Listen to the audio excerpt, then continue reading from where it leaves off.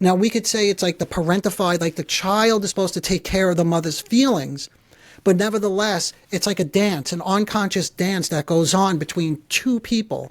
So the daughter needs to step into this as well for her own reasons, because she does not want to upset her mother and lose that special bond, that symbiotic thing that I mentioned earlier. Yeah, because I was going to ask you about that. Thank you for circling back. I see it as parasitic. You're defining it as symbiotic. Let's even pause for people who don't understand the differences between those two, because I think that's really important. And then I'd love to know why you think it's more symbiotic than parasitic. So do you mind explaining the difference between symbiotic and parasitic? You're going to have to kick it off, Dr. Kerry. What's parasitic? I'm not sure. Yeah, if you start with that, then I'll talk about symbiotic, okay? Parasitic is essentially so if you think of, for example, this is a really gross example.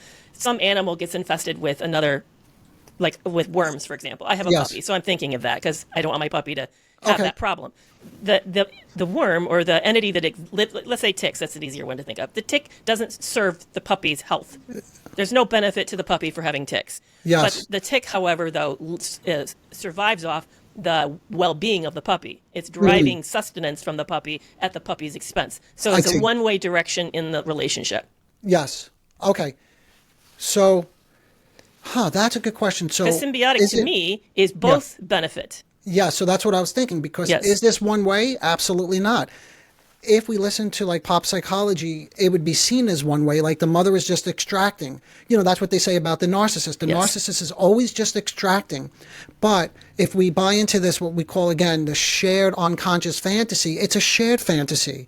So they are both benefiting from this, and that's why it works so magically and wonderfully.